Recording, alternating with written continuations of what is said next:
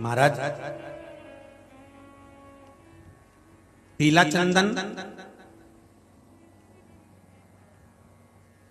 बेलपत्री के दोनों पत्ते पर, लाल चंदन बीच वाले पत्ते पर शिव मंदिर में जाकर, जहां पर शिव मंदिर में ये शिवलिंग है, ये जलाधारी है, ये माता पार्वती का हस्त कमल है जहां शिवलिंग रखा है, ये भाग है, राइट में गणेश जी, लेफ्ट में कार्तिकेय जी, बीच में अशोक सुंदरी है। समझते ना सब लोग?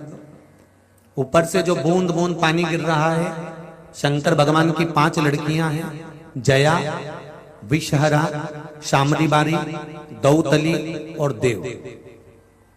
शंकर भगवान के 13 बच्चे हैं, उस 13 बच्चे में से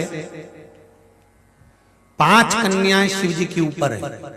पांचों का नाम आप सब बोलेंगे, जया, विषहरा, शामरी बारी, दौतली और देव। ये शिव जी की 5 लड़कियां जो शिव जी के ऊपर एक एक बूंद पानी गिरा रही हैं। जो जलाधारी लगती है वो शिव जी की 5 बेटियों के नाम से लगती है। शंकर भगवान की 6ठे नंबर की बेटी अशोक सुंदरी है। जहां से जल बहता है बीच में एक मोटी सी लाइन रहती है, वो शिव जी की छोटी लड़की है अशोक सुंदरी। जहां शिवलिंग रखा हुआ है, गोल जो भाग होता है वो माता पार्वती जी का हस्त कमल। राइट में गणेश जी, लेफ्ट में कार्तिकेय जी, जहां से पानी बह रहा होता है। पानी गिरने के बाद में जितनी दूर तक मंदिर के फर्श से निकलकर जितनी दूर तक जाता है, वहां 33 कोटि देवी देवताओं का निवास होता है। इसलिए शंकर जी के जल को लांघा नहीं जाता।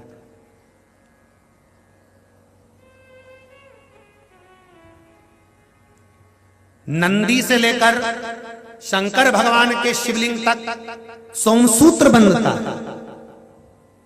क्या बनता है? सोमसूत्र। शिव जी का जहां नंदी होता है, इस नंदी से लेकर जहां शंकर भगवान का शिवलिंग रखा होता है, यहां एक सोने का तार, जो प्राण प्रतिष्ठा करने वाले होते हैं ब्राह्मण जन, वो बताते हैं कि यहां से वहां तक एक सूत्र डलता है, सोमसूत्र, नंदी से शिवजी तक। क्यों? कि हम अगर नंदी के पास बैठकर कोई बात अपने दिल की कहें तो शंकर जी तक वो बात पहुंचे, उसको सोमसूत्र वहां से लेकर वहां तक।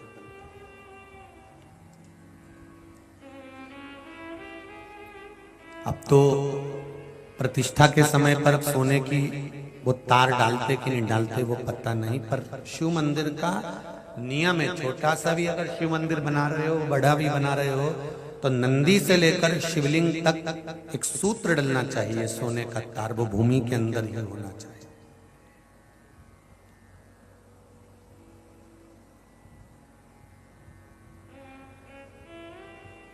वो भूमि के अंदर हो।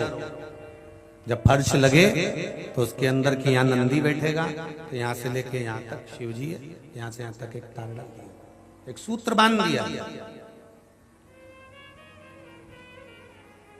वो सूत्र क्या काम करता है? सोम सूत्र की प्रामाणिकता क्या है? क्या कार्य करेगा वो? तो वो एक कार्य करता है।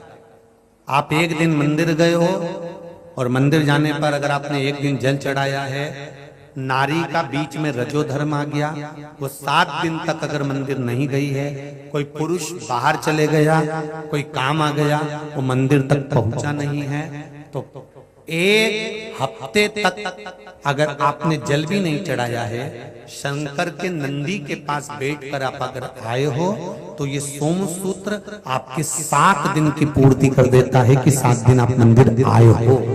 भले आप रजो धर्म के समय पर मंदिर नहीं गए, भले किसी कारण से बाहर चले गए, पर शिवजी पर अगर आप जल चढ़ाकर नंदी के पास 2 मिनट बैठे हो, नंदी के ऊपर हाथ फेरा है या नंदी के कानों में कुछ कहकर आए हो, नंदी का स्पर्श कर आए हो, तो सोमसूत्र का वो तार नंदी के भाव से शंकर से कहता है कि वो नित्य प्रति स्मरण किया। नित्य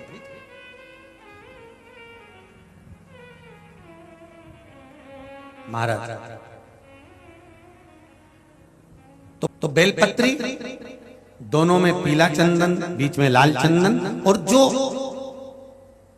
अशोक सुंदरी वाली जगह है, उस अशोक वाली सुंदरी वाली जगह पर डंडी का भाग जहां से पानी बहता है वहां लाल चंदन का भाग नीचे की ओर शिवलिंग से टच करता हुआ लाल चंदन का भाग, और दोनों चंदन, पीले चंदन के भाग बेलपत्री के उस अशोक सुंदरी वाली जगह पर रखकर मन कामना से शरीर में अगर कोई रोग हो गया जिससे चमड़ी सफेद पड़ रही हो, या काया कोई जगह जगह पर खाज हो गया, या कोई सोराइसिस जैसी बीमारी हो गई है, तो शिव जी पर उस जल को समर्पित कर कर उस बेलपत्री का जो पानी है वो लेकर आए, शरीर में उस स्थान पर लगाना प्रारंभ करें।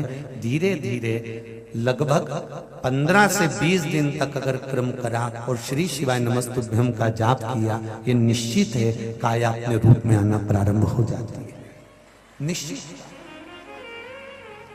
पर प्रयास करना, सोमसूत्र वाला स्थान प्रयास करें।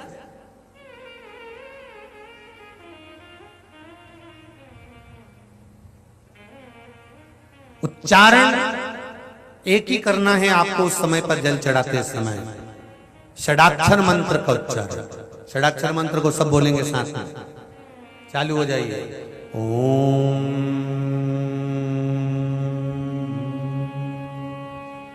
नमः शिवाय,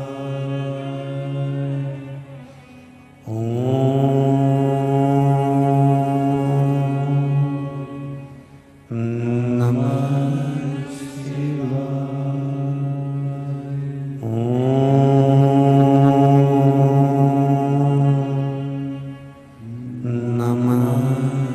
शिवाय, ओम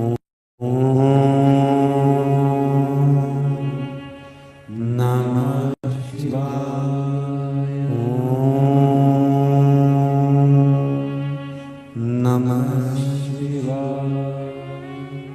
षडाक्षर मंत्र का जाप करेंगे जल चढ़ाते समय। सेमरी हरचन की कथा में कहा था,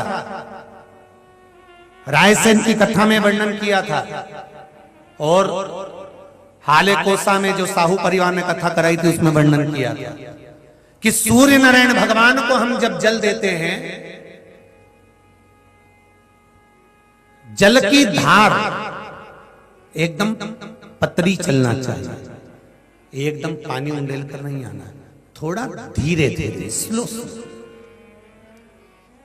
जिस माता के या किसी भाई के तन पर पूरे स्थान में अगर कहीं कैंसर की गांठ भी बता दी है, और अगर आप सूर्य नारायण भगवान को प्रातः के समय पर उसको देखकर जल में सूर्य की किरणों को देखकर जल छोड़ रहे हैं, सूर्य को अर्घ दे रहे हैं, और वो जल की धार आपके कैंसर वाली जगह पर या गांठ वाली जगह पर उस सूर्य की किरण पानी में से आपके उस स्थान पर पड़ रही है जहां पर गांठ है, तो आप 1 या 2 महीने तक लगातार जल चढ़ाएंगे, उसके बाद जाकर जांच कराइए, गांठ धीरे धीरे गलना प्रारंभ हो गई होगी। सूर्य के अर्घ में वो बल होता है।